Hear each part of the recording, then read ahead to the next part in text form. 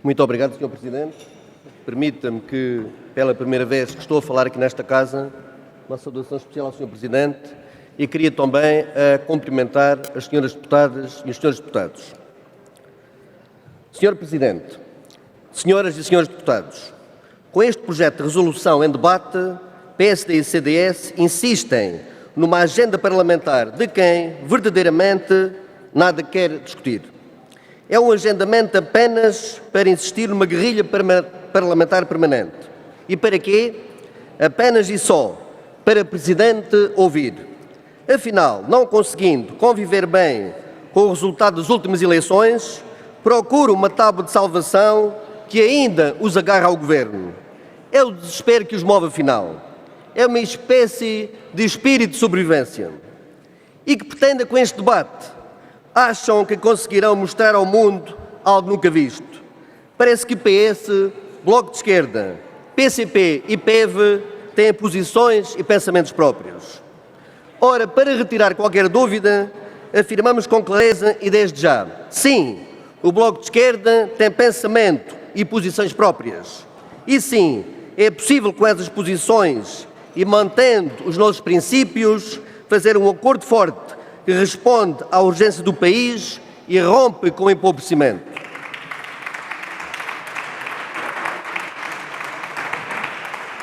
Senhoras e senhores deputados, PSD e CDS não querem mesmo debater a sério a política externa portuguesa. Se o quisessem, teriam de responder a perguntas importantes, por exemplo, sobre a CPLP. Se lermos o texto apresentado por PSD e CDS, parece que tudo decorre às mil maravilhas. Então, o que dizem da entrada na CPLP da Guiné Equatorial sob a ditadura sanguinária de Teodoro Obiang e que já dura há 25 anos? Nem uma palavra sobre o respeito pelos direitos humanos e a democracia neste país. Como é possível que o governo português tenha aceito este virtuar da CPLP e dos seus princípios orientadores? Ou o que diz nas declarações recentes de Obiang, que continua a defender a pena de morte, apesar de ter prometido à CPLP que iria acabar com a pena de morte, e terá sido aceito a Guiné Equatorial na CPLP pela defesa e projeção da língua portuguesa. O anterior governo português calou-se totalmente perante a força dos negócios em torno da finança e do petróleo provenientes da Guiné Equatorial. Esta é que é a verdadeira mancha na política externa portuguesa e tem a mão do governo do PSD e do CDS. A CPLP tem nos seus princípios orientadores o primado da paz, da democracia, do Estado de Direito, da boa governação, dos direitos humanos e da justiça social. É o artigo 5º nos seus estatutos, a linha E.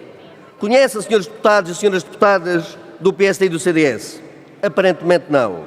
Pelo menos não lembram a Rui Machete, Passos Coelho ou Paulo Portas.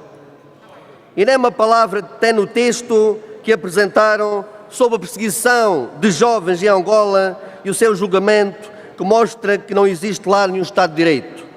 O regime angolano prendeu, torturou e está a julgar vários jovens, incluindo Luato Beirão, cujo único crime foi o de estarem a ler um livro.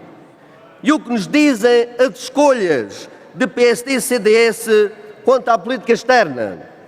Bem, já diz o povo que quem cala consente, e é isso que estamos a assistir.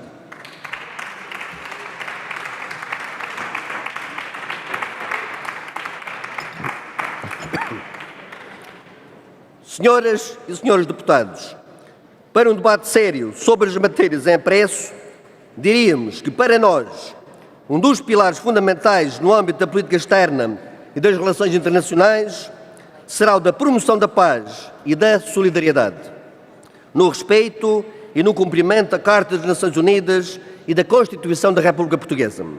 Conforme preconiza o ponto 1 no artigo 7º da Constituição da República, e passo a citar, Portugal rege-se nas relações internacionais pelos princípios da independência nacional, do respeito dos direitos do homem, dos direitos dos povos, da igualdade entre os Estados e da solução pacífica dos conflitos internacionais.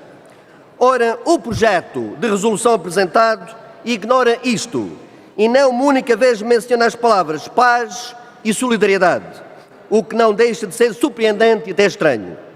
O que só mostra as escolhas e as omissões de quem apresenta este documento. O mundo vive tempos muito difíceis e perigosos, e a comprová-lo, temos o recrudescimento de fenómenos como a xenofobia e o racismo, as vagas migratórias de refugiados que fogem das guerras e encontram pela frente muros de arame farpado e cargas policiais, fenómenos como a proliferação de guerras civis e do terrorismo. E o exemplo mais recente foram os trágicos acontecimentos dos atentados terroristas que ocorreram em Paris no passado dia 13 de novembro, perpetrados por monstros fanáticos às ordens do autodesignado Estado Islâmico. Toda esta monstruosidade teve a condenação inequívoca e absoluta de todos nós há 2 dias atrás, aqui na Assembleia da República. Mas já percebemos que se encontra em curso uma escalada de violência. Não nos enganemos, qualquer passo em falso, o avolumar do ódio e da guerra, a utilização do lema olho por olho, dente por dente, só conduzirá a mais sofrimento, a mais guerra, a mais vítimas inocentes. Não esquecemos com o que se passou com as intervenções militares sob a intervenção dos Estados Unidos, sob a direção dos Estados Unidos da América e da NATO, em países como o Iraque, a Líbia e o Afeganistão. A caixa de Pandora abriu-se e o diabo passou a andar à solta.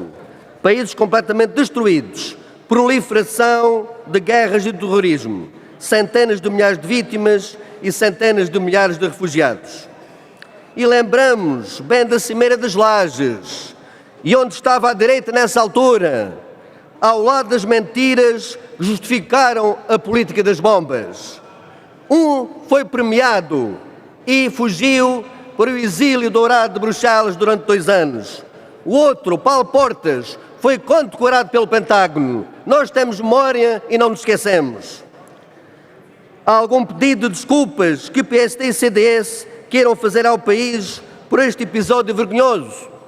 Senhoras e senhores deputados, impõe-se com urgência que se cortem as fontes que financiam o Estado Islâmico, que acabe a compra do petróleo, que se acabem com os peritos fiscais onde passei o dinheiro para a compra de armas. Vou já terminar, Sr. Presidente.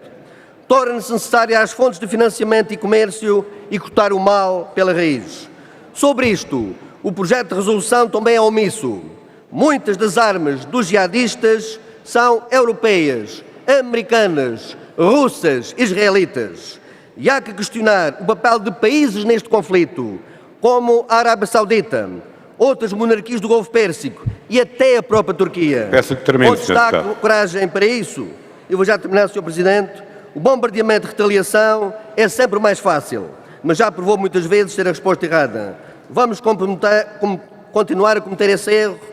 Da parte do Bloco de Esquerda, estamos, como sempre estivemos, disponíveis para todos os debates sérios. Mas não é isso que nos foi proposto por este projeto de resolução. Por isso, sem surpresa, ele merecerá a nossa reprovação. Obrigado, mas enganam-se, e vou já terminar, aqueles que querem tirar ilações internas desta votação, no que toca à resposta do Bloco à urgência social que se vive no país. Para o PSD e o CDS, e como se diz na gíria popular, tirem daí o cavalinho da chuva. Obrigado, Sr. Deputado.